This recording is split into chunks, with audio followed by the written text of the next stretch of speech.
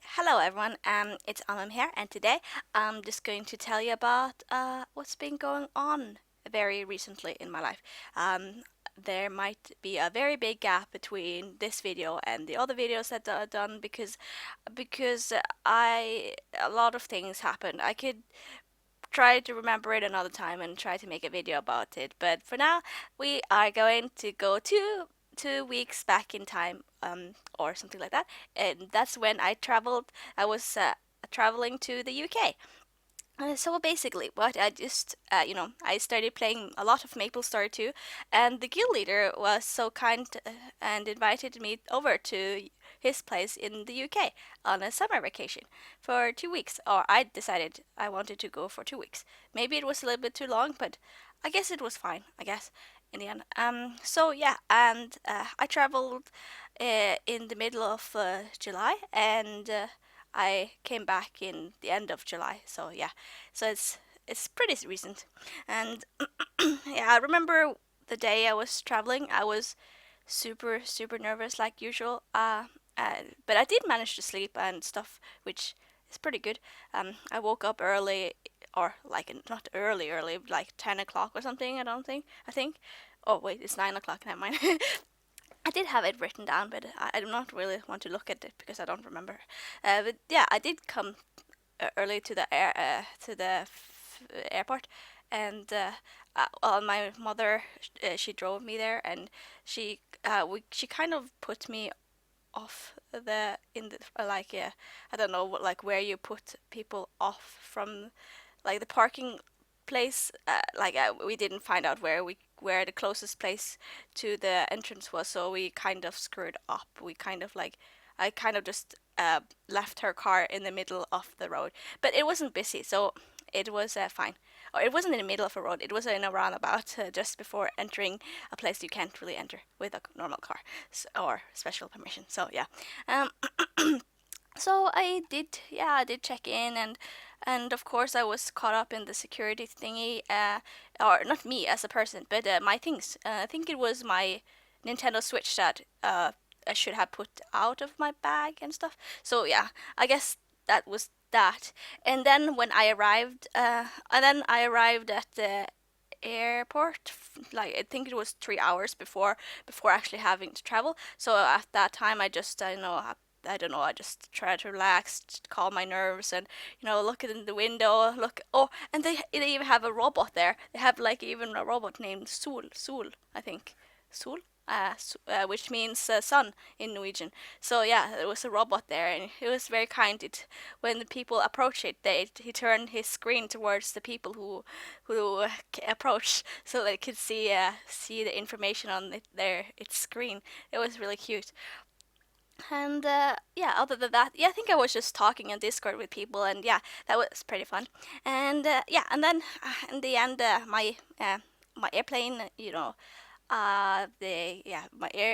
was time for me for my airplane. Actually, there was one airplane that went to the same place, just like a few, like an hour or something before. I was like, oh, I wish I could just have taken that one, because if I did take that one, I could have spent more time in Denmark, in Copenhagen and Copenhagen. So yeah, yeah, I don't know. So yeah, that was that, and then I took the plane to Denmark. But the thing is, I didn't have that much time in Denmark, because I think my airplane was a bit delayed, or it might have not have been delayed because my airport is very small, so it shouldn't have been delayed. But I think okay, when I arrived, I would usually have 45 minutes to get there, but I mean, maybe something was delayed or something, and I don't know. And I saw the time. I didn't have that much time to go to the next thingy. And then I looked at the screen, because it was supposed to go to the building E building, and it says it was 16 minutes away, and it was like, what I can't even make it. And so I just rushed. I couldn't even eat anything. I was really hungry, but I couldn't really eat anything, so I just like rushed, tried to find building E. Then I found it, and then and then at some point, like there was higher numbers, like over 100. So I had to go through this like security thingy, and there was no one there. It was empty, and there was like passport control there, and there was no one there. So I was like, no, I was almost scared to go in. But I mean, my airplane had to like it was just a few minutes until I had to go to my airplane. It was like, oh, what do I do? Okay, so I looked at the person that was sitting in the glass box in the pass control, and he waved me over because I stared very intensely at him, and then I I approach him, and he tells me, "Oh, yeah, are you going to this place?" And I was like, "Yeah, I'm going. Yeah, it looks like this is the right place." And it was like, "Oh yeah, just come. I'll check your passport." And then he checked my passport, and then he said something in Danish to me because he was like, "Oh, you're Norwegian or something." And it was like, "Oh, yeah." At least that made my nerves calm down a bit. I was smiling, and it made me happy that that I wasn't on the wrong place. Because I mean, by myself, I'm really kind of shy, or I'm always shy when I'm by myself, but I can manage if I want to. And yeah, I managed. Oh, and also there was another family who was also going to Manchester. Wait, yeah, I didn't tell you I was going to Manchester. And yeah, and they also they I followed them for a while because we took the same plane from the very first plane. We took the same plane. So yeah, I think they when they saw me go in, I guess they also went in as well, because I mean, yeah, they, they ended up in the airplane in the in the end. Yeah, so I went through the passport control that was all empty, as yeah, and then I just and then there was like signs and everything telling me where to go, so I had to go underground, and then I ended up in a, well, basically I ended up in a no man's land where there was almost no one there. I was like, I like, to be honest, I thought it was like, yeah, like, to be honest, I thought I should take the airplane to Denmark first, but if I took the airplane to Oslo first, I could probably have not getting lost, or have not so stressful time. But I thought, like, Denmark is a nice airport. There's like so many things there, but and it sure is. It's a nice airport, but it was so far away. Like 16 minutes of walk. I probably used more minutes to walk because I was. Yeah, I was really tired and everything. So yeah, yeah. But I did arrive on my the right place, and yeah, and I took the air. We passed through the gate, or the airplane thingy, and then we had to take a bus to the airplane itself. So basically, we went through the gates. And then we just well, I just I went on the bus, and it felt really awkward because it hasn't, it's been a long while since I had to take a bus to the airplane aircraft. Oh yeah, and they were like a building and stuff everywhere in this Denmark airport. It was like, yeah, there was a lot of, they had to, they were like working on something, I don't know. So yeah, so we, after a long while, and of course this airplane was also delayed quite a lot because maybe people didn't find its way there because there was almost no people there. So yeah, but we, yeah, maybe, yeah, after some time we took the bus to the airplane, which was like in no man's land. It was basically in a no man's land. There was just this airplane right here, and there was nothing else there really. So um, yeah, and well, I guess it also, it was a very small airplane actually. And we had to like go into it, yeah, manually, as you like, no, yeah, not through a building, because we did take a bus to it. So yeah, and the thing about how it was small, it was only two seats per sides of the aircraft, so it was just two seats. So that's how I know it's a small airplane. And yeah, it was very small one. But I don't think it was I think the company was different because it says it was someone else who was flying it or something. I don't know. But normally I just buy from Scandinavian Star Lines. I don't know how. I just call it SAS. SAS. And yeah, so I bought from them, but there was something else saying on this aircraft and something. But anyways, we did take the airplane, and we and we did end up in Manchester, and yeah, And in Manchester, of course, I had to tell my friend that it was delayed. I tried to tell. I do think I sent him a message saying my my airplane is going to be delayed a bit, and he said like, "Oh, it's fine. I saw it." And then okay, so then I arrived at the Manchester airport. I just tried to find a sign out and go out, and yeah, I did end up going out, and then when I was in the air, I went out the gates, and at every door there was like, so I was still inside.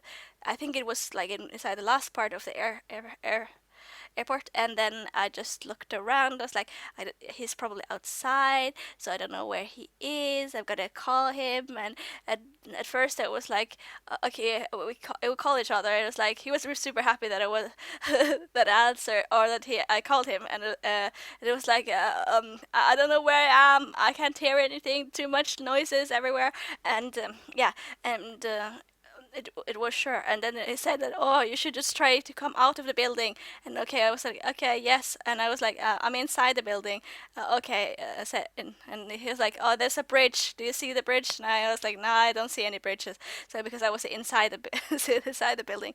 So basically, I just I just went around and had no clue what I was going to do. So I was like, I just went to the information desk thingy and asked, where is the exit? And it was like, oh, this way. It was just like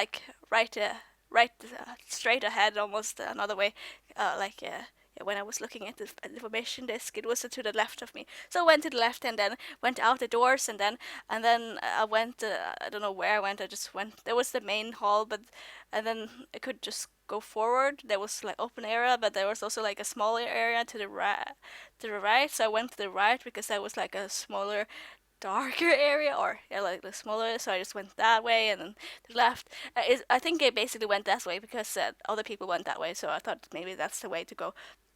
But then I couldn't find it. I didn't. I look around and it didn't say anything. So I called him again and I told him like, I don't know where I am. I don't know where I am. And then I told him, well, he said that he went in the building when I went out of the building. So we kind of missed each other. And then I told him. And I told him like and then I told him that what bus stop I saw there. I was like, oh, this bus stop is I'm standing on this bus stop. And it's like, oh, wait. And he was like, oh, wait, that I remember that bus stop. Okay, just stand there. I'm coming for you. And then yeah, I just stood there. And then I realized that there was the bridge, but it was above me, and it was like, oh, that's the bridge I think that he talked about. But I was super scared that he wouldn't find me. But in the end, but then we were talking in the phone, and it was like, oh, I see you. I was like, oh, where are you? Yeah, you see me, okay? And it was like, oh, I'm right behind you. And I was like, okay, I'm just gonna stand here, not gonna move an inch. And then it was like, and then then I turned around and then I see him, and yeah, so and then we gave each other a hug, and then oh, that was so much fun. And then he took my things and so that I don't need to carry all my stuff's luggage. And then we went to his car, and of course the car is it was at first it was really odd. I knew it would odd because I mean I had to sit on the other side of the car, which is really odd. And then but then he had snacks for me. He had like chips and stuff, so I could eat. I was super hungry. So yeah, and yeah, he gave me some snacks, and I could have some snacks, and yes, and then we drove home. And on the motorway to Liverpool, from Manchester to Liverpool, yay!